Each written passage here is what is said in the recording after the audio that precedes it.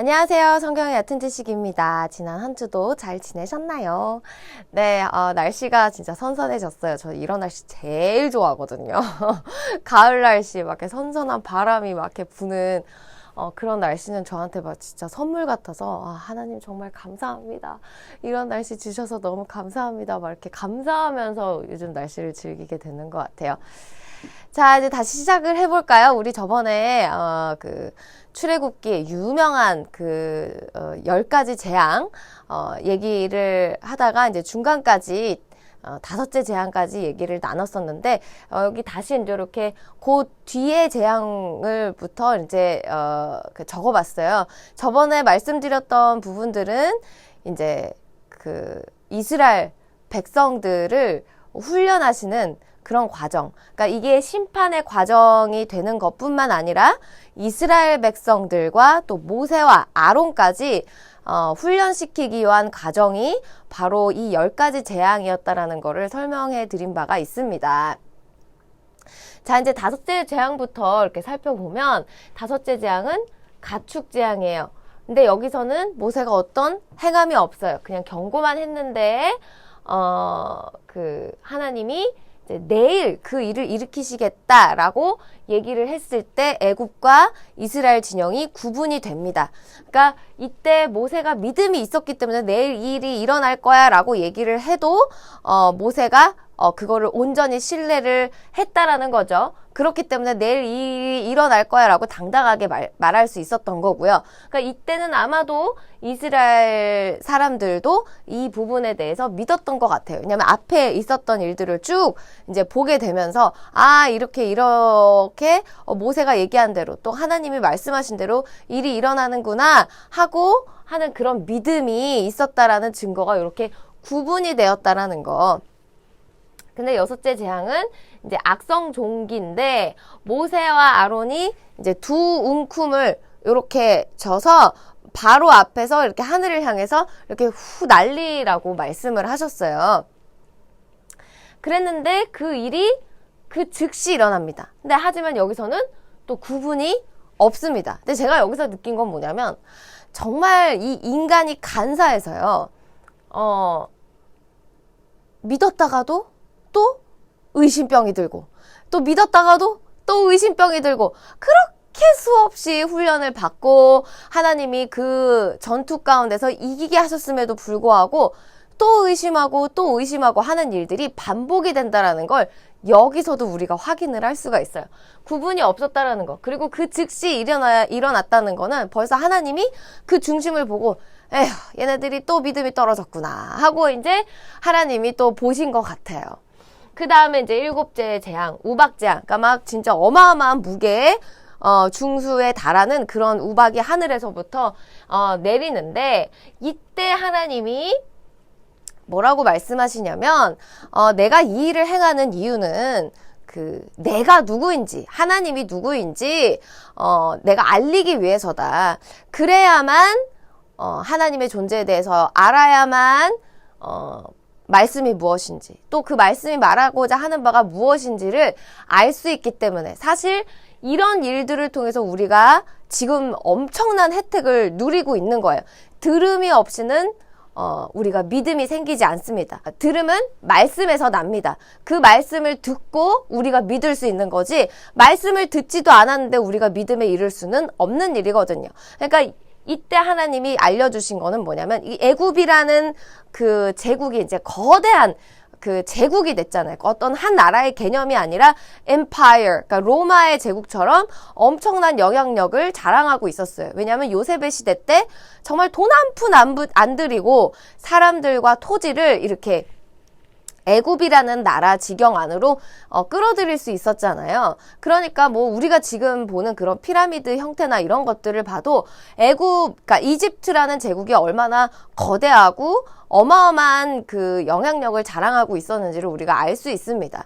그러니까 만약에 여기서 하나님의 이름이 알려지면 이제 전 세계적으로 알려지는 그런 길이 열리는 거죠. 그러니까 이 한 사건들을 통해서 사실은 우리 이방인들에게도 정말 하나님을 알지 못하는 그런 사람들에게도 아, 하나님이 누구래? 그 소식을 알아야 하나님을 믿게 되잖아요. 그러니까 이 재앙의 목적이 하나님을 알리는 데 있다. 그리고 지금까지 이렇게 이스라엘 백성들도 사실은 계속 훈련을 받고 있었고 또 재앙을 이렇게 그 해를 당하지 않은 것이 아니라 해를 계속 입으면서 또 믿음이 자라고 또 입으면서 자라고 아, 하나님이 이런 분이시구나 깨닫게 되는 그 동시에 이 여기에 있는 이집트 사람들에게도 어떤 기회가 주어졌다라는 걸 알 수 있어요. 아, 하나님 말씀을 믿으면 구원을 받고 믿지 못하면 우리가 죽음에 이르는구나 하는 그런 원리와 원칙을 여기에서 이렇게 또 보여주고 있다라는 걸 우리가 알 수가 있어요. 그래서 여기서는 이제 어떤 특이점이 있냐면 하나님 모세한테 손을 들어라 라고 얘기를 했는데 모세는 행동하기를 지팡이를 듭니다. 그럼에도 불구하고 하나님은 행하셨어요. 그리고 이스라엘과 애굽 진영을 또 구분하셨어요. 그러니까 믿었나 봐요. 그리고 내일 이 일이 일어날 것이라고 모세가 경고했는데 그 내일이 일어납니다. 내일에 그 재앙이 일어납니다. 그러니까 여기에서 또 특이점은 바로가 그 전까지는 나는 아무 잘못이 없어, 난 죄가 없어 라고 얘기를 하다가 여기서 나 잘못했어. 그러니까 제발 이것 좀 없애줘 라고 얘기를 합니다. 자, 여기서 손을 들라고 했는데 지팡이를 들었어요. 그럼에도 불구하고 하나님이 행하셨어요. 자, 내일 행할 거라고 말을 했다라는 건 그래도 모세가 믿음이 자랐다라는 거를 여기서 알 수가 있습니다. 그리고 8째 재앙, 메뚜기 재앙입니다. 여기서도 재앙의 목적을 말씀하십니다. 자, 애굽뿐만 아니라 여기에 이스라엘 백성들로 하여금 하나님이 누구이신지를 알게 하기 위해서 하나님이 이 일을 행하신 거라고 말씀을 하셔요. 그래서 근데 여기서 이 메뚜기 재앙 때 모세에게 명령하시기를 땅 위에 손을 내밀라 라고 말씀을 하셨는데 지팡이를 들었어요. 구분이 없습니다. 이스라엘 진영과 애굽 진영의 구분이 없습니다. 근데 또 그 일은 내일이 일어나요. 자, 하나님 여기서 가르치시는 건 뭐냐? 자, 여기 믿음이 있긴 있었어요. 근데 우리가 온전해지는 믿음은 무엇이냐? 하나님의 말씀을 그대로 순종하는 것입니다. 하나님 여기서 또 모세에게 가르치고 계시다라는 걸 알 수가 있어요. 나를 진짜 믿는다면 이 작은 하나의 행동까지도 작은 거 하나까지도 내 말에 온전히 순종해야 된다. 여러분 이게 왜 이렇게 중요하냐면요. 지팡이를 들든 손을 들든 사실 하나님 별로 상관이 없어요. 하지만 여기서 우리가 훈련해야 될 부분들은 뭐냐면 자, 여러분 거짓말이라는 건 100% 진리에서 하나를 빼거나 그 100% 진리에서 하나를 더하거나 할 때 거짓말이 됩니다. 그래서 요한계시록 마지막 장에 요한이 분명하게 무엇이라고 기록을 하냐면 이 말씀에 누구든지 이 말씀에서 빼는 자는 하나님의 나라에 참여하면서 재회를 당할 것이요. 누구든지 이 말씀에서 하나를 더하는 자는 그 사망의 형벌에 참여하게 될 거라고 말씀을 합니다. 그 얘기는 뭐냐면 그 어느 하나도 빼거나 더하거나 하면 안 되는 것이 하나님의 말씀이라는 거를 성경이 처음부터 끝까지 얘기를 하고 있어요. 근데 여기서도 마찬가지로 지금 모세가 지팡이를 들었더니 돼요. 그러니까 이 다음에도 지팡이를 들어본 거예요. 하지만 하나님은 아니다. 내가 말한 그대로 행해야 된다라고 지금 가르쳐주고 계십니다. 여기서도 마찬가지로 바로가 범죄했다라고 나 잘못했어 이거 빨리 없애줘 라고 얘기를 합니다. 자, 이제 9번째 재앙, 흑암 재앙입니다. 그러니까 3일 동안 완전히 깜깜해져서, 낮도 없는 그런 날이 이제 지속이 될 거라고 이제 얘기를 하는데, 자, 모세가 또 달라진 점이 있어요. 모세에게 말씀하세요. 하늘을 향해 손을 내밀라 했더니 그대로 손을 내밉니다. 그러니까 깨달았다는 거죠. 여기서 또 구분이 생깁니다. 자, 9번째 와서야 이스라엘 백성도 믿음이 생기고 이 모세도 완전히 순종함에 이르고 하는 그런 열매를 지금 맺고 있다는 걸 알 수가 있어요. 그래서 이 흑암 재앙은 3일 동안 지속이 됩니다. 자, 이 흑암 재앙 다음에 재앙이 뭐냐? 장자의 죽음. 그리고 6월절이 나옵니다. 자, 3일 이라는 이 의미가 굉장히 의미가 깊어요. 왜냐하면 예수님은 3일 동안 무덤에 계시다가 다시 살아나셨기 때문입니다. 그러니까 예수 그리스도의 탄생은 그 3일의 흑암을 지나야만 있다라는 거를 여기서 상징적으로도 또 발견할 수 있어요. 그러니까 우리가 여기서 이렇게 지켜볼 수 있는 건 하나님이 이 세상을 심판하실 때 우리를 구원하시지만 그 구원의 과정이 곧 또 훈련의 과정과도 연관이 돼 있다라는 거를 알 수가 있어요. 그냥 10가지 재앙을 그냥 막 일으키신 것이 아니라 하나님이 이스라엘 백성도 훈련하시고 모세도 훈련하시고 아론도 훈련하시고 그리고 또 동시에 온 세계 만방에 하나님의 이름이 알려져서 주님의 복음이 언젠가는 증거가 돼야 되잖아요.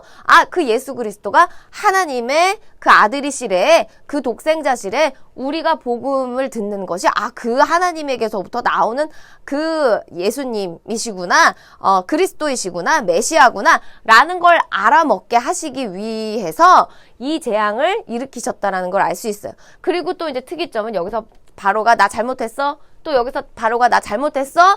했는데 이 흑암 재앙 때는 마음이 더 강팍해지고 완악해져서 내가 네 얼굴을 다시 보면 내가 너 죽일 거야 라고 얘기를 합니다. 자, 진정한 회개는 무엇이냐? 진정한 회개는 그냥 그 당시에 어떤 그 상황이 모면이 돼서 이루어지는 그런 그 회개가 진정한 회개가 아니라 그 상황이 계속 있음에도 불구하고 내가 하나님 앞에 순종하겠습니다. 나는 정말 진심으로 겸손하게 십자가 앞에서 무릎을 꿇는 그 회개가 진정한 회개라는 걸 여기서도 우리가 확인할 수가 있어요. 그러니까 지금 이 바로가 자기가 잘못했다라고 얘기하는 뉘앙스는 무엇이냐? 이게 없어지면 나는 잘못한 게 없다라는 거를 속으로 간직하고 있는 겁니다. 그러니까 하나님 마음의 중심을 보시는 거예요. 그 완악해진 것이 하나님이 일부러 강팍하게 해서 완악하게 해서 그렇게 하시는 게 하는 것이 아니라 이 사람의 마음의 완악함을 하나님이 전화위복시키셔서 하나님의 구원을 알리시고 또 그와 동시에 심판하시고 그리고 복음을 알리시는 그런 그 하나님의 어떤 몇백 수 앞선 하나님의 그 지혜와 똑똑함이 보이는 장면이 바로 출애굽기의 장면이라고 할 수가 있어요. 자, 이제 10번째 재앙이 남았죠. 그 10번째 재앙이 무엇이냐? 장자의 죽음입니다. 하나님이 그 장자를 치시는 그날 밤을 이제 말씀을 하시는데, 자, 이 말씀을 하실 때 하나님이 뭐라고 말씀하시냐면 이 달을 그 유대인들에게는 첫 달, 곧 아비월이라는 그 달로 시작을 해라. 그래서 열흘이 있다가 잡을 어린 양, 그러니까는 그 6월절에 잡을 어린 양을 취하고 그리고 열 나흘, 그러니까 14일에 이 양을 잡아서 문설주에 피를 바르고 그리고 그 고기를 구워서 먹고 그리고 그 고기를 그냥 먹는 게 아니라 이제 서서 급히 허리에 띠를 띠고 신의 신발을 신고 마치 도망을 가는 사람처럼 그걸 먹고 그리고 절대 유교병, 그러니까 누룩이 있는 그 빵과 같이 먹지 말고 누룩이 없는 무교병으로 그 빵을 먹어라. 그리고 그 이후에 7일을 더 이제 무교절을 지키게 되는 것이 이제 그 유대인의 명절 중에 하나입니다. 이제 그 명절이 시작된 것이 바로 그 애굽에서 나오던 그 출애굽의 그 날에 이 일이 이루어지는데요. 그래서 그 6월절의 의미를 우리는 이제 크리스찬이라면 누구나 다 알고 있죠. 그 잡히신 어린 양이 우리의 구원을 위해서 죽으신 그 예수 그리스도를 뜻한다라는 것을 그리스도 곧 메시아를 뜻한다라는 것을 우리가 상징적으로 복음을 알고 있는 사람이라면 누구든지 알고 있는 그런 연관성 있는 사실입니다. 자, 그걸 잘 기억해 두시고요. 이제 그 장자의 죽음이 일어났던 그날 밤, 그러니까 문설주에 어린 양의 피를 바르고 어린 양이 죽었던 그날 밤, 그리고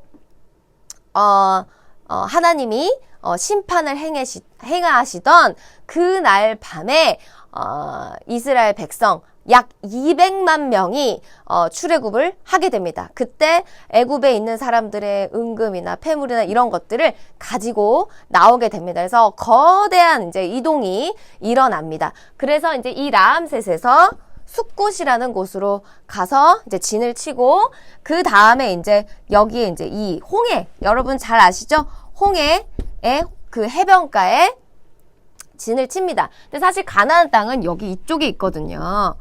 그래서 우리가 이제 쉽게 생각하면 이거를 여기서 이렇게 여기가 블레셋 지방 땅이니까 이 블레셋을 통과를 해서 가게 되면 쉽사리 갈 수 있을 거라고 생각을 합니다. 하지만 이 전략이 사실은 굉장히 어리석은 전략이에요. 그러니까 이 홍해를 거치지 않고 이 가나안 땅으로 바로 올라가는 것은 왜 어리석은 전략이냐면 이 사람들은 노예 생활을 430년간 했던 사람들이에요. 그러니까 어떻게 싸우는지도 모르고 무기를 다뤄본 적도 없고 그러니까 정말 오합지졸 군대인 거예요. 그런데 여기서 만약에 이렇게 나왔는데, 게다가 어린아이와 노인 그리고 가축까지 데리고 나왔어요. 그렇다면 바로가 이 사람들을 뒤쫓아서 죽이게 되면 아무리 200만 명이라도 그냥 몰살당합니다. 그렇기 때문에 홍해를 건너는 것이 어떻게 보면 하나님의 기가 막힌 전략 중에 하나인 거예요. 그리고 이제 홍해를 또 건너게 하시는 이유가 이제 전쟁을 만나면 또 마음에 돌이켜서 우리 애굽에 살았을 때가 더 편했어 라고 그렇게 생각할 것 같아서 하나님이 이제 이 홍해 쪽으로 길을 돌리십니다. 자, 이 홍해 사건은 주로 우리의 구원의 사건과 연관이 됩니다. 여러분 정말로 기억하셔야 될 것은 구원은 심판 가운데 일어납니다. 노아의 방주가 심판 저 곁곁에 있었던 것이 아니라 심판 한가운데, 홍수라는 심판 한가운데 그 방주가 있었다라는 것을 기억하시고요. 이 출애굽도 심판하시는 가운데 하나님이 그의 백성을 구원하셨다라는 것을 여러분 꼭 기억하셨으면 좋겠습니다. 그래서 나의 고난, 나의 슬픔, 나의 아픔이 나의 구원의 과정 중에 하나라는 거를 여러분들이 인지하셨으면 좋겠어요. 거기서 하나님의 말씀을 택하느냐, 하나님의 말씀이 아닌 다른 곳을 택하느냐, 이것이 구원과 심판을 가르는 아주 중요한 기점이라는 것을 기억하시면 좋겠습니다. 자, 여기서도 한바탕 대난리가 나죠. 자, 이렇게 바닷가에 이제 진을 치고 있어요. 그랬는데 바로도 이제 똑같은 생각을 했겠죠. 왜냐하면 군사를 다루던 사람이었기 때문에 얘네들이 노예에다가 걸음은 느려, 어린아이와 애들까지 다 데리고 와. 그리고 200만 명이나 돼. 그리고 가축까지 가지고 가. 그러면 얘네들을 뒤쫓아서 죽여도 사실은 자기네들이 승산이 있을 거라고 생각을 하는 거예요. 왜냐면 말이나 병거나 이런 것들을 가지고 오면 사실은 속도가 빠르기 때문에 자기네들이 이제 따라잡으면, 그래서 그냥 얘네들을 다 몰살해서 죽여야겠다라고 생각을 하고 맘만 먹으면 할 수 있다라는 거를 전략적으로 알고 있는 사람이 바로였어요. 왜냐면 군대를 다뤄봤던 사람이기 때문에. 그래서 이 군대가 이제 얘네들을 쫓기 시작합니다. 이스라엘 백성들을. 그러니까 이제 이스라엘 백성들이 여기서 원망을 해요. 첫 번째 원망을 합니다. 우리를 매장지가 없어서 지금 여기 이 광야로 데리고 나왔냐 이 자식아, 그러면서 이제 모세를 원망해요. 근데 이제 모세가 아주 유명한 말을 합니다. 너희는 가만히 서서 여호와의 행하시는 것을 지켜보라. 여호와께서 너희를 위하여 싸우시리니 오늘 하나님의 구원이 어떻게 일어나는지를 너희가 두고 보게 될 것이다 라고 호언장담을 합니다. 자, 그래서 어떻게 하나님 구원하시냐, 진짜 드라마틱. 여러분 이집트 왕자에서 제가 제일 좋아하는 장면이에요. 정말 제가 그 장면을 보면서 어떤 걸 느끼냐면, 얘네 내 거야, 건들지 마. 그 상남자의 멋있는 하나님의 그 모습을 제가 볼 수 있어서, 자, 불기둥이 하늘에서부터 이렇게 내려와갖고 그 애국 군대를 쫙 막습니다. 그리고 하나님이 이제 그 홍해를 쫙 가르시는데, 정말 그 누구도 상상할 수 없었던 하나님의 구원의 방식이라는 거, 이게 나다, 이게 하나님이다, 이게 여호와다 라고 보여주는 아주 명장면이 바로 이 홍해 장면이라고 할 수 있습니다. 우리들이 예수 그리스도를 통해서 얻은 구원이 바로 이와 같다라는 거를 여러분이 기억하셔야 돼요. 자, 그래서 홍해가 갈라져서 이 이스라엘 백성들은 이제 마른 땅으로 지나가게 됩니다. 근데 마른 땅으로 이렇게 그 바다가 갈라져 있는 걸 보면 사실은 들어가지 말아야 되거든. 바로 군대가 거기서 이제 눈이 뒤집혀가지고 얘네들이 참 바보스럽게 그거를 쫓아간 거야. 바다가 옆에 있으면 가지 말아야 될 거 아니에요. 아이고 답답시려. 근데 이스라엘 백성들이 저기 도망가고 있으니까 잡아 죽일 수 있을 것 같은 거예요. 그래서 그 병거와 그 군대를 다 끌고 바닷속으로 진입해서 들어갑니다. 그래서 이제 거의 그 건너편에 이스라엘 백성들이 다 다가왔을 때 그 이집트 왕자를 보면 다시 지팡이를 내미니까 바다가 쫙 하고 다시 덮이죠. 그러니까 그 군대가 다 수장이 됩니다. 그러니까 거의 안 들어오기만 했어도, 그러니까 그 하나님을 진짜 무서워할 줄 알아야 돼요. 여러분 진짜 이 세상에서 제일 무서워해야 될 분은 하나님이셔요. 하나님처럼 무서우신 분이 없습니다. 그래서 우리가 진짜로 두려워해야 될 존재는 하나님이시라는 걸 여러분이 기억하세요. 그 두려움이 사실은 우리를 지킬 수 있다라는 것을 하나님 아시기 때문에 그분의 두려움과 그분의 정말 그 맹렬한 진노와 심판을 보이시기도 하신다라는 거를 하나님이 알고 계시는 거예요. 그래야만 우리를 지키실 수 있기 때문에. 그래서 여러분 이제 홍해를 드디어 건너게 됩니다. 그때 이제 모세가 노래하고 미리암이 소고치며 춤추면서 찬양을 하게 됩니다. 아, 우리를 구원하셨구나. 자, 여기에 이 바로의 군대가 수장이 되어야만 사실은 그 이후에 여기에 이 광야 생활을 할 때 또 가나안 땅으로 들어갈 때 이 바로의 애굽의 군대가 감히 쫓아올 생각을 못하죠. 왜냐하면 군사력이 이미 없어졌기 때문에 자기 나라를 정비하는 것도 사실은 시간이 부족해요. 그러니까 이 사람들을 쫓지 못하게 하기 위해서는 하나님이 이 군대를 수장시킬 수밖에 없었다라는 걸 알 수가 있어요. 전략적으로 하나님이 굉장히 똑똑한 전략을 취하신 것입니다.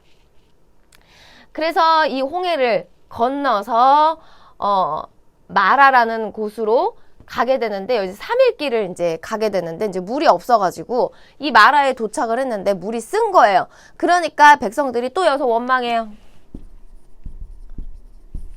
어이구 이러면서 물이 쓰다, 우리 또 죽게 생겼다라고 얘기합니다. 그러니까 하나님 모세에게 명령하셔서 나무를, 내가 지적하는 그 가리키는 그 나무를 하나 가져다가 그 물에 던져라. 그럼 달게 될 것이다. 그래서 그대로 돼요. 그래서 그 물을 마셔요. 그래서 마라라는 뜻이 뭐냐면 쓰다라는 그런 뜻입니다. 그래서 얼마 안 있다가 엘림이라는 곳으로 가는데, 그 엘림에서 이제 12개의 샘물을 발견하고 또 70그루의 종려나무를 발견하게 됩니다. 이제 뭐 거기서 이제 뭐 또 먹었겠죠. 자, 이제 엘림에서 떠나서 이 신광야에 도착을 하는데, 이제 이스라엘 백성들이 이제 물이 안 부족하니까 뭐라 하냐면, 아이고, 나 애굽에 있을 때는 고기도 먹고 맛있는 것도 먹고 그랬는데 이놈의 광야에는 먹을 그 풀대가리도 하나도 없고 이게 뭐냐. 그리고 이제 불평을 하니까 여기서도 원망을 해요. 여기서도. 네. 그러니까 불평을 하니까 하나님이 이때 뭘 주시냐? 만나와 메추라기를 주십니다. 저녁에는 메추라기가 와서 이제 땅에 덮이고, 아침에는 이슬처럼 이제 만나가 내려옵니다. 이 만나는 누구를 의미하느냐? 생명의 양식이신 예수 그리스도를 뜻합니다. 예수님이 내 살과 피를 먹는 자는 영생을 얻을 것이라고 말씀하시잖아요. 이제 그거에 대한 어떤 설계도, 그리고 미리 보여주신 예표적인 그림이 바로 이 만나라고 할 수가 있어요. 그래서 언약궤 안에 들어있는 그 3가지 물품 중에 하나가 만나가 담긴 항아리입니다. 그래서 40년 내내 그 출애굽한 그 이스라엘 백성들이 광야 생활을 하면서 내내 여기 이 가나안 땅에 들어가기 전까지 만나를 먹게 됩니다. 그러면서 이제 르비딤이라는 곳에 도착하는데, 여기서도 원망해요. 여기서도 물이 없어, 목말라 죽겠어 라고 얘기합니다. 그래서 이제 그 하나님이 모세에게 지팡이를 들어서 반석을 치라. 거기서 물이 나올 것이다. 그래서 반석에서 물이 콸콸콸 쏟아져 나와갖고 이제 물을 먹게 돼요. 근데 이제 여기서 중요한 전투가 벌어집니다. 바로 아말렉과의 전투인데요.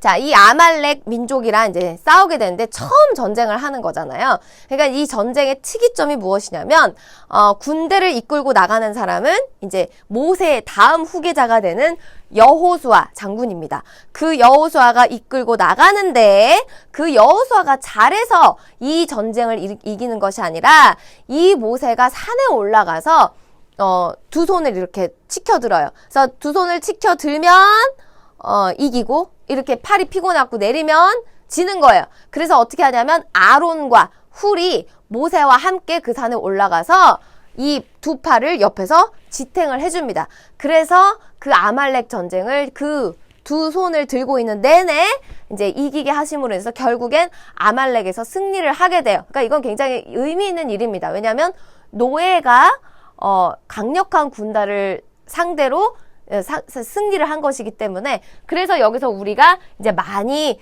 보던 그 성경 말이 있어요. 여호와 니시. 하나님이 도우셨다라는 그런 뜻입니다. 요거 꼭 기억하셔야 돼요. 여호와 니시라는 이 말은 하나님이 도우셨다라는 그런 뜻입니다. 그래서 드디어 이제 시내산으로 가게 됩니다. 이 시내산에서 뭘 봤죠? 이제 그 언약 판을 받습니다. 증거판, 하나님이 직접 친히 새기신 그 율례와 율법을 친히 새기신 돌판을 이제 이 시내산에서 받게 됩니다. 자, 오늘은 여기까지 할게요. 기도하겠습니다. 하나님 아버지, 오늘 우리가 출애굽 여정을 이제 시내 광야에 들어와서 시내산에서 그 율법을 받는 거기까지 우리가 살펴보았습니다. 이 과정에서 우리가 정말 기억해야 될 한 단어는 여호와께서입니다. 하나님 그 여호와께서 행하심으로 말미암아 우리가 그 심판 가운데서 구원을 얻고 여호와께서 행하심으로 말미암아 우리가 전쟁에서 이길 수 있다라는 것을 주여 기억하게 하여 주시옵시고 이것을 듣는 모든 무리들이 영적 전쟁에서 주님의 역사심으로 주님의 임재하심으로 주님의 영으로 말미암아 이길 수 있는 승리의 삶을 맛볼 수 있도록 주여 도와주시옵소서. 이 모든 말씀을 주 예수 그리스도 이름으로 기도드렸습니다. 아멘. 여러분 오직 여호와께서 도우실 때 하나님이 도우실 때 주의 영이 함께 하실 때 여러분들이 승리할 수 있다는 거 꼭 잊지 마시고요. 출애굽기 24장까지 읽으시면 될 것 같아요. 그러면 여기에 있는 내용들을 훑어보실 수 있습니다. 또 여러분들 나름대로 정리해 보시면 더 재밌으실 거예요. 자, 우리 다음번에 또 출애굽기 이야기로 여러분들 만나보도록 하겠습니다. 건강하시고요. 다음 주에 봬요. 빠이!